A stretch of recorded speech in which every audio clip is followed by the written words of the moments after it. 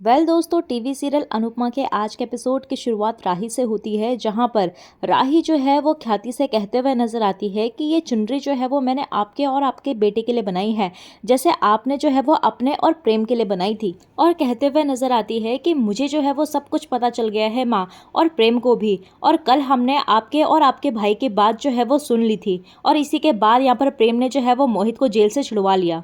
तभी वहां पर ख्याति कहते हुए नजर आती है कि एकदम पागल हो गई हो क्या? प्रेम को इस केस में इन्वॉल्व करने की क्या जरूरत थी? और अब वो मुझसे और भी ज्यादा नफरत करेगा। क्या मिला तुम्हें ये सब कुछ करके? तो राही भी यहाँ पर कहते हुए नजर आती है कि आपको भी क्या मिला माँ, आपने भी तो बस खोया ही है ना। फिर यहाँ पर ख्याति जो है वो राही को डांटते हुए नजर आती है और कहती है कि किसी वजह से मैंने इतने सालों से ये राज जो है वो छिपा के रखा हुआ था, और अब अगर ये सच जो है वो बाहर आ गया ना तो सब कुछ बर्बाद हो जाएगा। और तभी वहां पर राही कहने लगती है कि मम्मी, सब कुछ ठीक भी तो हो सकता है ना, और ऐसा भी तो हो सकता है कि प्रेम और मोहित जो है वो आपको समझे।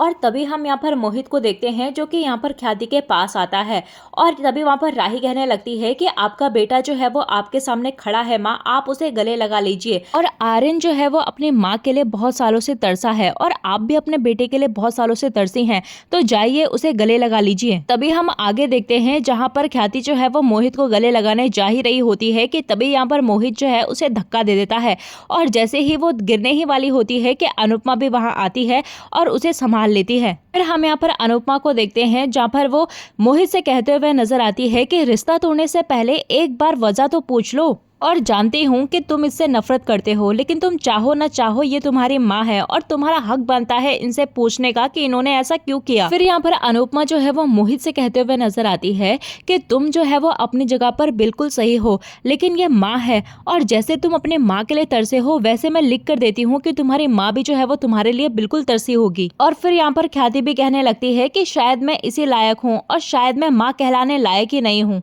फिर यहाँ पर मोहित कहने लगता है कि मुझे कुछ नहीं जानना है कि इन्होंने ऐसा क्यों किया और किस लिए किया, और अपने मामा जी से कहने लगता है कि मामा जी, आप मुझे यहाँ पर क्यों लेकर आए? आपको पता है ना कि मुझे इस औरत से नफरत है। और ये सब कहने के बाद यहाँ पर मोहित जो है वो गुस्से से वहां से चला जाता है। और ये सब होने के बाद यहाँ पर ख्याति जो है वो बिल्कुल ही टूट जाती है, और अनुपमा उन्हें शांत करवाती है। और फिर यहाँ पर अनुपमा जो है वो ख्याति से कहते हुए नजर आती है कि आप जो है वो अगर हमें अपने मन की बात बताना चाहती है तो बता सकती हैं। और राही भी कहने लगती है कि आपके बेटे ने नहीं समझा, लेकिन हम समझेंगे। और तभी यहाँ पर ख्याति जो है वो अपनी बात बताना शुरू करती है, और कहने लगती है कि जब मैं शादी करके जो है वो कोठारी हाउस में आई थी तो प्रेम और प्रार्थना जो है वो खुश नहीं थे, और पराग जी को तो काम से फुर्सत ही नहीं मिलती थी, और दोनों बच्चे जो है वो एकदम अकेले हो गए थे।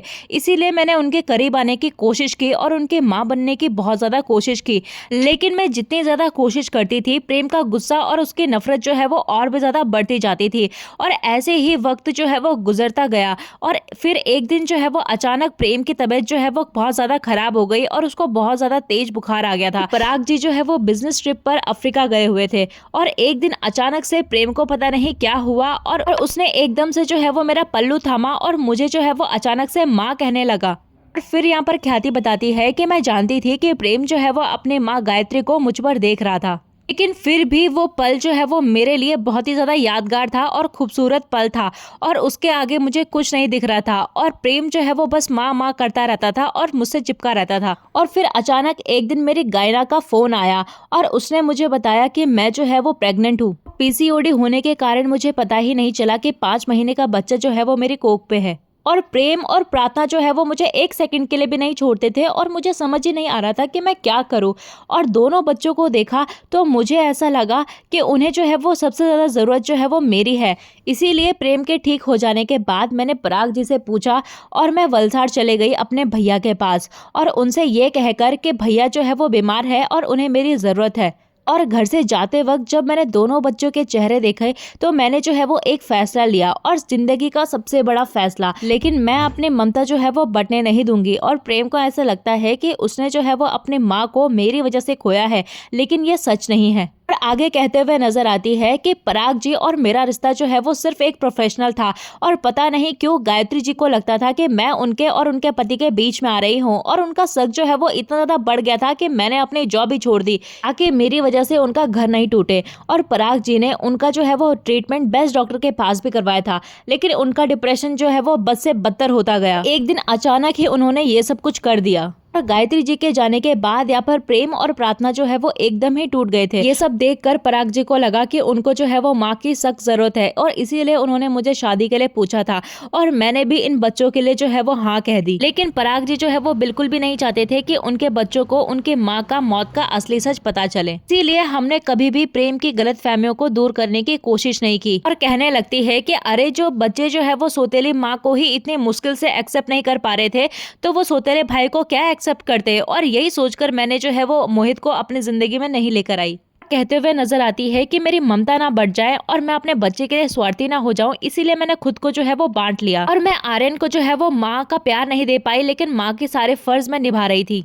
और ये सब बताते बताते यहाँ पर ख्याति जो है वो काफी ज्यादा इमोशनल हो जाती है और तभी यहाँ पर अनुपमा जो है वो ख्याति से कहते हुए नजर आती है कि अभी भी जो है वो सब कुछ संभाला जा सकता है ख्याति जी, और अभी भी प्रेम और आर्यन की जो है वो गलतफहमी दूर हो सकती है और सब कुछ जो है वो सही हो सकता है। आपको जो है वो थोड़ी बहुत हिम्मत करनी पड़ेगी और आपको जो है वो अपने परिवार को सब कुछ सच सच बताना होगा। यहाँ पर ख्याति जो है वो रोने लगती है और कहने लगती है कि नहीं, मैं ऐसा नहीं कर सकती और मुझ में नहीं है इतनी हिम्मत। फिर यहाँ पर अनुपमा कहने लगती है कि हिम्मत तो करनी ही पड़ेगी ख्याति बहन, और अगर आप इतना बड़ा त्याग कर सकती हैं तो आप अब सच बोलने की और सच बताने की हिम्मत नहीं कर सकती। तभी हम सीरियल में आगे देखते हैं जहां पर अनुपमा और राही जो है वो ख्याति को लेकर कोठारी हाउस में आती है और जैसे ही यहाँ पर ख्याति जो है वो अंदर आने ही वाली होती है कि पराग कहने लगता है कि एक भी कदम जो है वो अंदर मत रखना ख्याति। फिर यहाँ पर अनुपमा भी कहते हुए नजर आती है कि आपका घर है ख्याति, आप आइए।